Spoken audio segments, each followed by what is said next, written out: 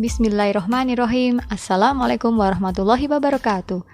Selamat jumpa lagi di podcast Secangkir Teh bersama saya Miss Wuri, yang seperti biasa sore ini akan ditemani oleh Miss Happy, seorang psikolog pendidikan, dan juga Miss Hem, seorang pemerhati anak dan remaja, dan juga aktif mengisi program di salah satu radio di Surabaya.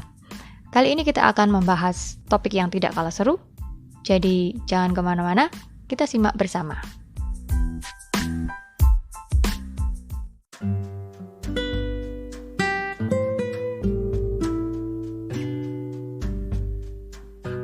Bismillahirrahmanirrahim. Assalamualaikum warahmatullahi wabarakatuh, Miss Hem dan Miss Happy. Waalaikumsalam warahmatullahi wabarakatuh, Miss Wuri, Hadi Wijoyo. Ya, alhamdulillah ini ya kita bisa ketemu lagi malam ini di podcast Secangkir Teh. Yang kali ini setelah kita berhahi di beberapa episode, kali ini kita ngomongnya agak serius ini, Miss. Jadi gini, Miss Happy dan Miss Hem, di masyarakat tuh kan terdapat banyak stigma yang kelihatannya tuh bagus. Tapi ternyata ketika saya baca-baca lagi itu mengandung hal yang bisa berpengaruh buruk bagi kesehatan mental. Waduh, horor ya. Jadi kayak contohnya cowok kok nangis, atau menangis itu nggak menyelesaikan masalah, atau lagi kalau Inggrisnya itu versi Inggris ini itu positive vibes only, atau failure is not an option, nah seperti itulah, dan sebagainya lah ya. Dan ternyata hal itu jadi seperti mengesampingkan perasaan sebenarnya gitu, yang sebenarnya dirasakan.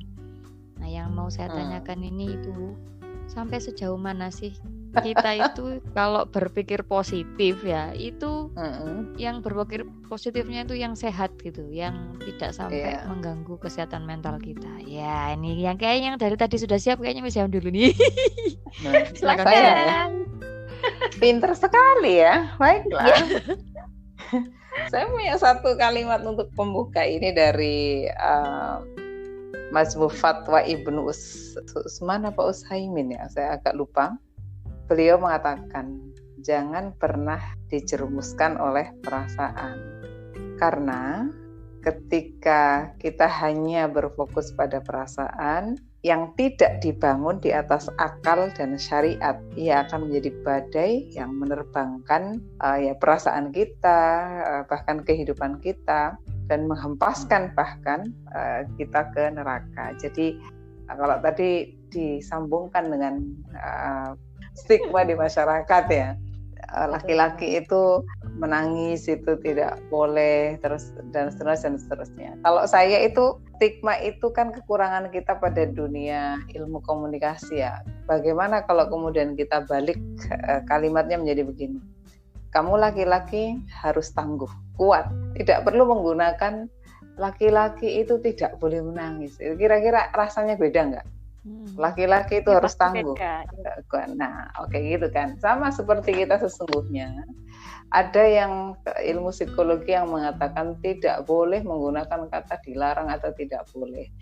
Tapi kalau kemudian saya baca buku How to Talk So Kids Can Learn atau apapun itu terkait dengan ilmu komunikasi, ketika bahasa itu diganti menjadi bahasa yang positif, maka bedanya akibatnya itu akan dahsyat 2 kali lipat. Anak itu paham, kita tidak merasa digurui dan malah termotivasi. Maka tidak masalah, stigma biarkan berjalan, hanya cara kita mensikapi stigma itu yang harus menjadi sesuatu yang lebih dahsyat energinya, supaya yang kita maksudkan untuk menguatkan itu tadi memang efeknya akhirnya kuat, bukan malah melemah.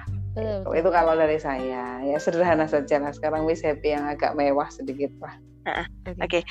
Kalau saya memahaminya gini, Miss Puri, berpikir positif itu sebisa mungkin harus kita lakukan gitu.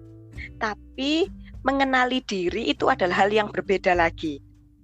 Jadi dalam situasi apapun sebisa mungkin kita memang berpikir positif gitu.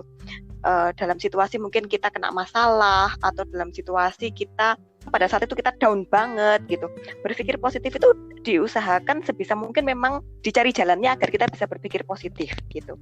Cuman memahami situasi diri gitu ya, memahami kondisi, kemudian mengakui pada saat ini perasaan kita memang sedang, misalnya kita sedang butuh bantuan orang lain, kita butuh break dan sebagainya, itu adalah hal yang berbeda dari berpikir positif gitu. Jadi it's okay, kita butuh break nggak apa-apa, tapi kita tetap harus positif bahwa masalah ini bisa selesai gitu. Kita cuma butuh istirahat bentar kok, kayak yang dulu pernah kita bahas ya tentang rehat itu.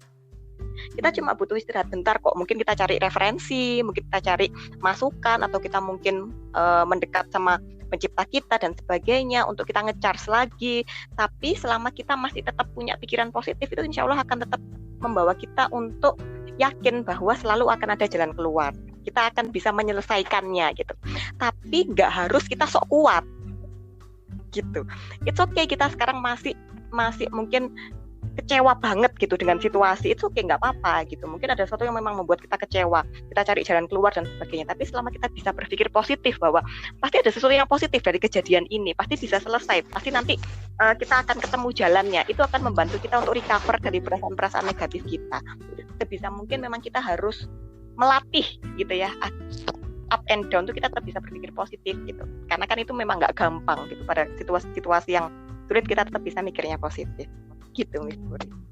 Baik, wah, dari penjelasannya Miss Hem dan Miss Happy tadi itu, stigma yang ada di masyarakat itu bisa saja diolah kalimatnya sehingga tidak menjadi sesuatu yang melemahkan, tapi menjadi penyemangat. Jadi misalnya kalau failure is not an option, ya nggak apa-apa gagal sekarang, tapi kita yang penting jangan berhenti mencoba gitu ya. It's okay. Nah, terus sekarang ini Miss, kan kadang itu kalau kita lihat diri kita sendiri atau dari orang lain kita belajar, itu banyak sekali contoh-contoh orang yang insecure dengan kegagalan, atau mungkin dia tidak mau terlihat salah di mata orang lain, atau dia tidak mau terlihat gagal. Si anak-anak itu sering kan, kalau di sekolah itu ya, itu saya sering dengar anak itu jangan nanti aku takut salah, atau misalnya ketika dia bermasalah sama temennya gitu, dia salah, dia tahu dia salah, tapi dia nggak mau ngaku gitu. Ini tadi masih sangat berhubungan ya sama yang pertama tadi kita bahas sebelum ini ya Miss Puri gitu. Jadi kita tuh benar-benar harus hati-hati kita memahami suatu kata-kata gitu, karena itu bisa jadi bisa jadi kekeliruan besar gitu dalam persepsi kita gitu. Seperti misalnya gini, niat kita misalnya nih, ada banyak sekali tadi kayak stigma atau apa gitu ya namanya, misalnya harus kuat, harus apa gitu misalnya.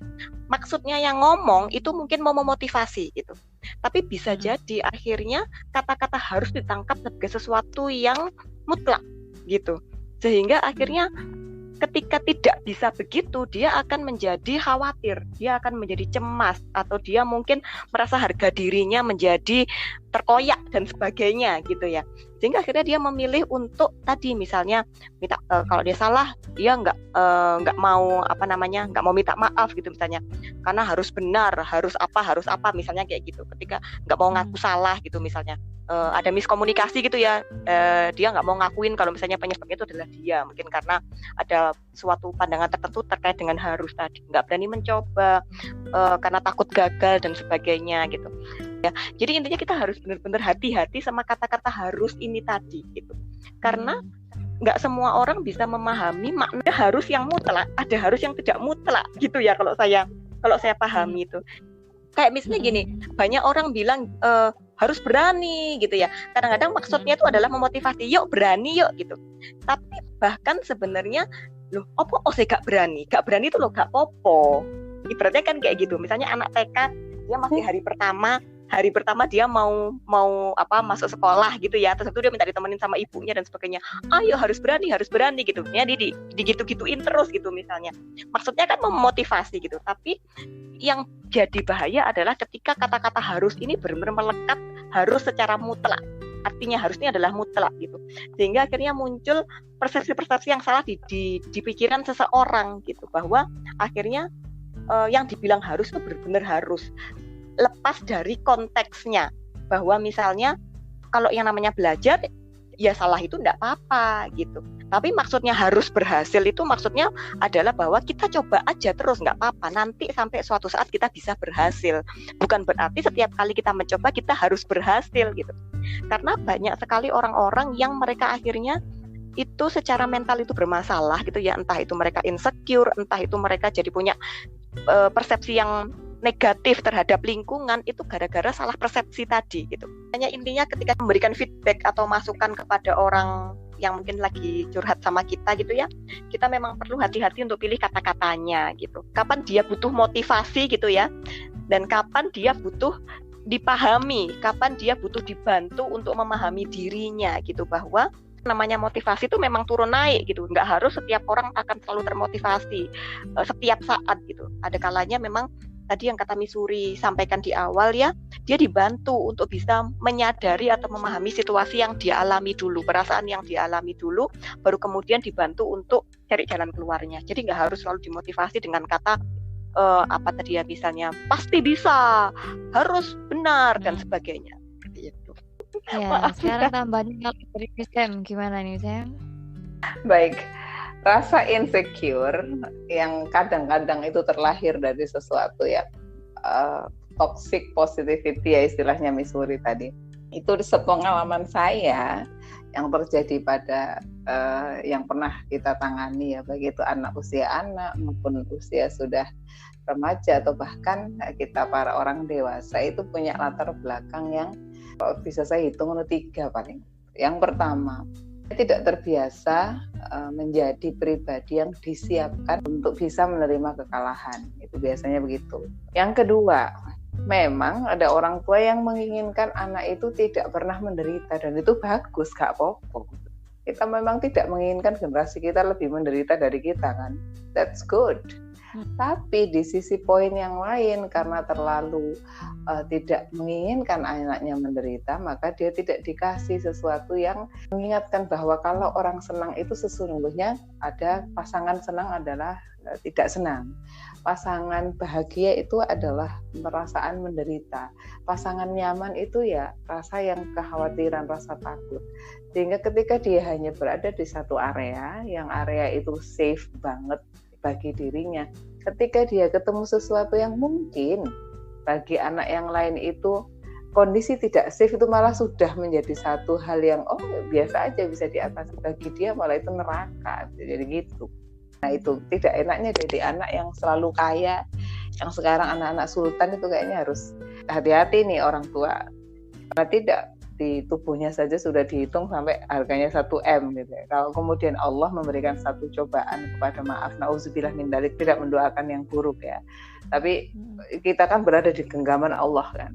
Maka ketika para sultan yang menyebut sultan ini kemudian na'udzubillah pada suatu ketika diuji Allah dengan sebuah kondisi kemiskinan, wallahu a'lam, semoga saja anak-anak mereka sudah disiapkan jadi anak-anak yang benar-benar tangguh gitu ya. Yang ketiga, berdasarkan dari pengalaman ya, itu biasanya anak itu selalu dibenarkan saja sama orang tua, apapun yang dia lakukan itu benar. Ya saya juga tahu dalam banyak kasus yang kita tangani sebagai pendidik, ketika ada anak kita yang melakukan hal-hal yang itu orang lain yang harusnya mengingatkan gitu ya, kan kita tidak nyaman kan. Lebih seneng kalau saya sendiri, saya punya anak, saya tahu anak saya merasa saya salah, kemudian saya mengingatkan ketika saya melihat anak saya bersalah. Itu loh, anaknya tadi itu saya lihat itu begini, kira-kira meskipun dengan bahasa yang sangat halus, saya pasti tetap terluka. Itu pun adalah satu sikap yang nanti nyambung secara spiritualnya ke anak. Maka kembali lagi, kalau saya ya tadi itu, ketika kita dihadapkan pada sebuah peristiwa yang kemudian membutuhkan sikap positif, ya memang itu ditinggikan dulu seperti Miss Happy bilang. Nah, ketika ada di satu ruang yang stigmanya macam-macam, kita kan ngomong lagi lebih di kekuatan bagaimana stigma itu bisa mempengaruhi it's okay not to be okay, right? Gitu. Jadi itu tetap mari kita gunakan bahasa-bahasa yang kalau tadi Miss Happy menyatakan itu menjadi pasti, ayo kamu pasti bisa. Jangan berhenti di situ komunikasinya. Kita ngomong bahwa pemuda masa Rasulullah itu pemuda yang sangat kuat. Stop. Sama aja meskipun contohnya itu kekhalifahan, meskipun contohnya itu sahabat Rasul, tapi kalau keterangan itu tidak dilanjutkan, kekuatan pemuda ini bagaimana? Ketika Sa'ad bin Abi Waqqas itu itu tetap nggak nyampe. Jadi meskipun sesuatu itu positif, tapi secara komunikasi itu tidak utuh, ya tetap tidak bisa nangkul. Sehingga memang butuh komunikasi itu khususnya untuk anak-anak. Usia anak ya harus utuh dulu. Kenapa kok kamu tidak boleh melakukan ini karena begini? Kenapa kamu harus menjadi begini karena begini? Itu harus utuh dulu komunikasi. Sehingga muncullah positif itu tadi. Kalau hanya dikuasai oleh sikap positif tapi tidak sehat, akhirnya kejerumusnya kepada sesuatu ketakutan. Bagaimana positif yang sehat? Balik lagi di pertanyaannya Misuri yang pertama. Akal sehat adalah dia yang dinaungi oleh satu cinta yang besar kepada siapa? Ya, kepada Allah. Nutrisinya akal apa? Ya, pengetahuan yang bagaimana? Ya, pengetahuan tentunya berbasis agama itu dikuatkan dulu, maka akidahnya kuat, akhlaknya akan soleh, kan gitu toh. Insya Allah kayak gitu loh ya. Ini tuh saya jadi ingat sama salah satu murid saya itu, dia kebetulan anak pertama. Waktu itu saya minta dia untuk sebutin kelebihan dan kelemahan gitu ya. Dia bisa sebutin kelemahan tuh sampai 6, 7 gitu, dia cepet gitu. Waktu badan kelebihan gitu, dia sulit banget. Sampai dia tanya sama saya, boleh nggak aku nanya gitu? Kenapa harus nanya? Aku nggak tahu, nggak. Aku bingung, dia bilang gitu. Ya udah terserah deh, kalau mau nanya boleh, tapi kamu harus pikir sendiri juga gitu. Jangan langsung tulis apa bener kamu seperti itu gitu. Apa kamu memang merasa begitu gitu? Oh ya oke gitu. Terus akhirnya usut punya usut, ternyata kenapa dia tidak bisa menemukan kelebihannya itu karena dia di rumah itu selalu dituntut untuk menjadi contoh, karena dia anak pertama. Kamu harus baik, kamu harus jadi teladan, kamu harus gini karena adik-adikmu begini begitu dan sebagainya. Sampai akhirnya dia sangat sulit gitu untuk menemukan pasti hal positif yang ada dalam dirinya sendiri gitu. Karena dia ketika ada salah kecil aja gitu langsung dikritisi. Sementara dia sendiri ini memang ada keunikan gitu, artinya dia punya disleksia gitu ya, yang membuat memang dia unggul di satu hal, tapi memang dia butuh lemah, proses gitu, belajar yang berbeda dibanding sama teman-teman atau saudaranya yang lain gitu. Jadi dia kondisi orang tua yang menuntut dia untuk menjadi contoh, untuk harus bisa mengayomi adik, harus begini, harus begitu, itu menjadi benar-benar beban berat buat dia, sampai dia itu tadi sangat sulit untuk menemukan kelebihan diri. Jadi sesuatu yang niatnya positif ya, tapi jatuhnya jadi salah gitu karena penggunaan kosakata, akhirnya pemahamannya juga jadi berbeda gitu. Padahal nggak ada orang yang harus positif terus-menerus tuh, nggak ada. Kita manusia bukan malaikat, ibaratnya kan begitu ya. Sekarang gimana sih caranya kita supaya bisa mengajarkan anak-anak ini bisa memvalidasi perasaannya, tapi tidak hanyut oleh perasaannya seperti katanya Miss Em tadi itu. Baik, gimana? Ini siapa dulu nih, Miss Em atau Miss Happy? Miss Em boleh dulu aja ya. Mangga, Miss Em. Makasih ya Miss Happy. Sama-sama. Baik sekali. Ya, kalau bicara masalah kesehatan mental secara umum kan, mental kita kalau sehat itu kan kita bisa merasakan bahwa kita tenang, batin kita juga bisa merasakan bahagia, tentram, dan akhirnya kita bisa menikmati apa saja yang dihadirkan Allah pada kita, baik itu masalah yang dikatakan kecil ataupun besar, akhirnya proporsional lihat. Nah, supaya ini bisa terjadi kepada seluruh usia, saya selalu pakai bahasa yang mengingatkan kita ya, misalnya kita para pendidik ini ya. Jiwa yang sakit tidak mungkin bisa mengajak orang lain menjadi sehat jiwanya. Sama seperti safety ketika kita naik pesawat ataupun apapun.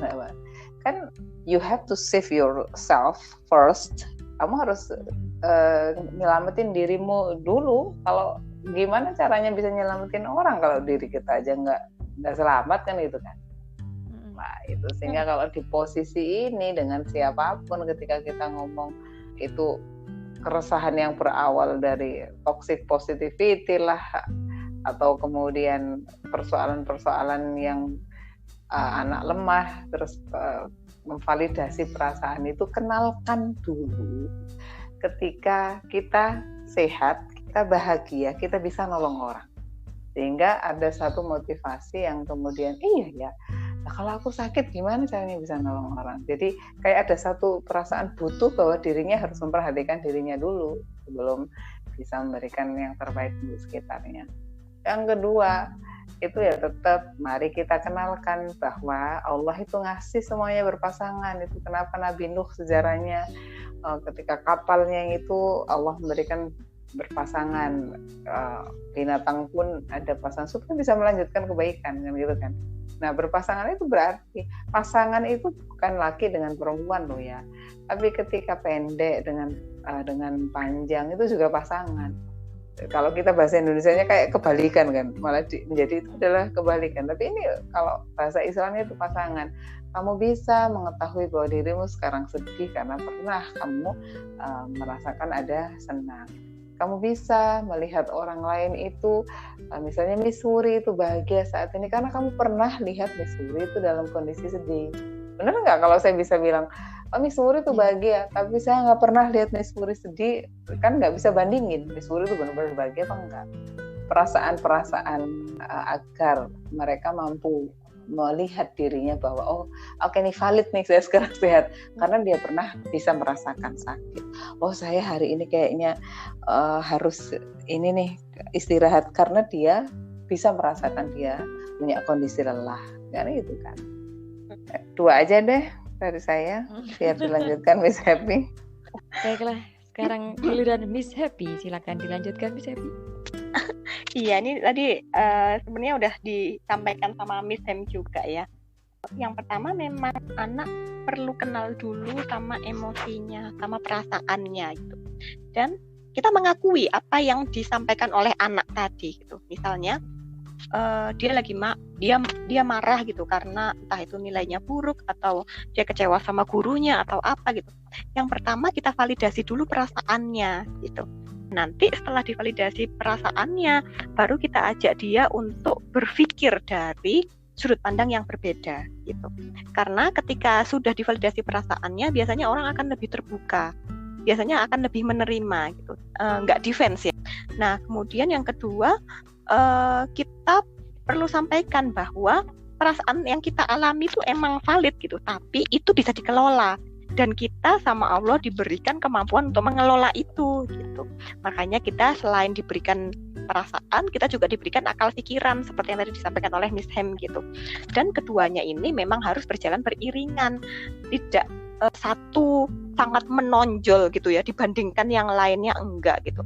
Memang pada satu ketika memang logika kita jalannya lebih kencang daripada perasaan gitu ya. Satu waktu kita lebih empatik, lebih pakai perasaan dan sebagainya. Tapi pada dasarnya semua itu masih berjalan beriringan gitu.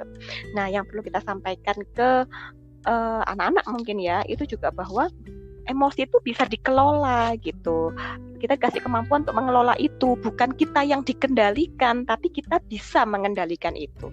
Dan tentunya kita juga perlu ajarkan skill-skillnya atau cara-cara untuk mengenali dan kemudian mengendalikan atau mengelola emosi tadi yang paling nyaman menurut kita tuh seperti apa, dengan cara apa gitu. Setiap orang pasti akan berbeda-beda.